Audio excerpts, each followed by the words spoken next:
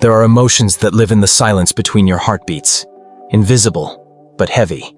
You can't name them, but they haunt every pause, every breath, every smile. Today we're giving those ghosts a voice. We all carry emotions that words can't quite hold. They don't shout. They whisper. Between conversations, in the quiet moments when you're alone with your thoughts. If you've ever looked calm on the outside while chaos burned inside you, this video is for you. Because today, we're going to talk about 5 emotions only complex trauma survivors truly understand. The invisible battles that shape how you see yourself, love, and trust the world. You won't hear clinical terms or textbook definitions here. Just the truth of what it feels like to live with the echoes of your past. By the end of this video, I promise you one thing. You'll realize you're not broken. You're healing, even if it doesn't look like it yet. Emotion number 1. The performance of okay. You wake up and put on your armor. Not the kind made of steel, but smiles, small talk, and I'm fine. Every morning feels like rehearsing for a role you never auditioned for. You monitor every expression, every word, making sure nothing slips that could reveal the storm inside. At work, you laugh at the right time, nod at the right people. And when someone says, "You're so strong," you smile. But inside, you're exhausted. Because they're clapping for a mask, not for you. Ever smiled so much your jaw hurt? Not from joy, but from survival? This constant performance was once protection. When being not okay used to mean danger, rejection, or punishment, pretending became the only safe option. But now, it keeps you from real connection. People love the version of you that hides the truth. Healing starts the moment you realize you don't need to earn safety by performing it. Sometimes, the bravest thing you can do is stop acting. Emotion number 2. Distorted relationship with time. For most people, time moves forward. For trauma survivors, it loops, unpredictable, cruel, and silent. You can be washing dishes, hearing a random song, and suddenly, you're not here anymore. You're back there, in that room, in that fear, with that voice echoing in your head. Your heart races. The smell, the light, the air, all turn into portals to the past. It's not remembering, it's reliving. And when your body relives the past, your brain can't tell it's over. Have you ever wondered why one small moment can hijack your whole day? You start avoiding places, sounds, even kindness that reminds you of then. And the future? It feels unsafe to imagine, because plans can crumble overnight. So you shrink your world into survival mode hours. Just get through today. What feels like stuck in the past is your brain trying to finish an unfinished story. Healing isn't forgetting. It's helping your body finally believe that it's safe to move on. Emotion number 3. The guilt of surviving. You made it out, but instead of feeling free, you feel a strange heaviness, like surviving was the crime.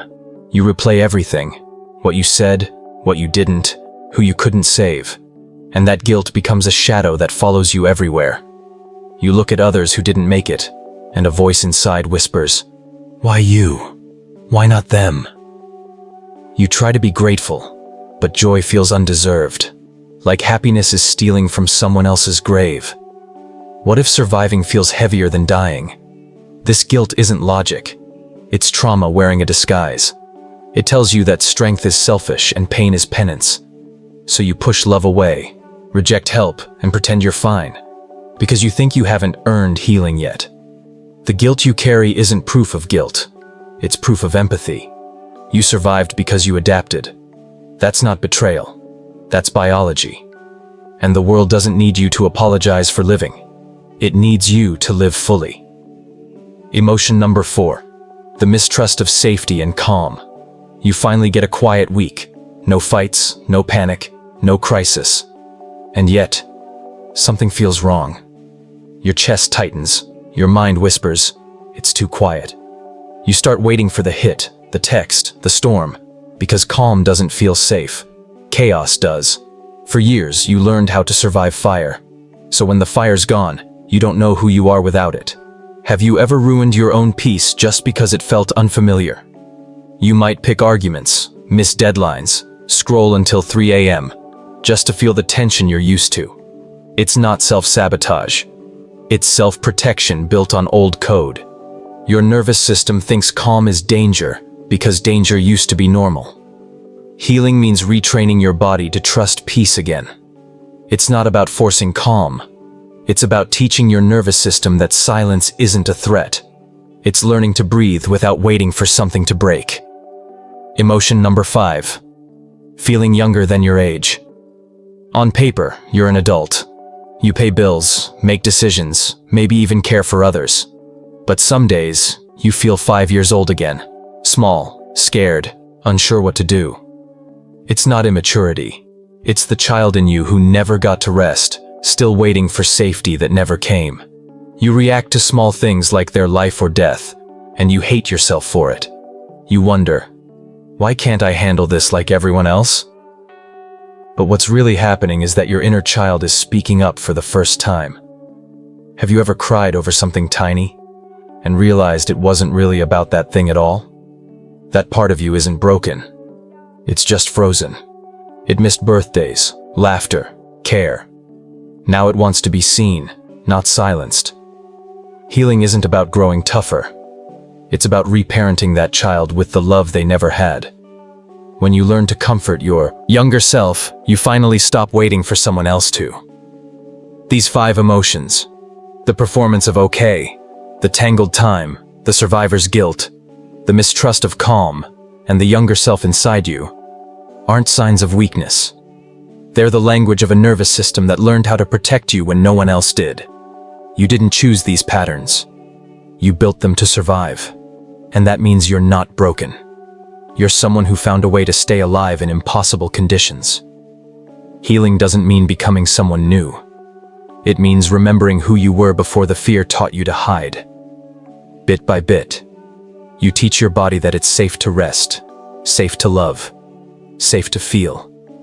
And maybe, one day, when you smile, it won't be a mask. It'll be real. The kind of peace you no longer mistrust. If any part of this video felt like looking in a mirror, please know, you're not alone. There's an entire community of people quietly learning how to trust life again, one breath at a time. Maybe you're one of them. Tell me in the comments, which of these emotions spoke to you the most? Your story might be the voice someone else needs to hear tonight. If this video brought you a bit of peace, a bit of clarity, or even just a sigh of relief, hit like, share it with a friend who needs it, and subscribe for more healing conversations like this. Because the next episode is about 5 signs you're quietly healing, even when you don't feel it. And trust me, you don't want to miss that one.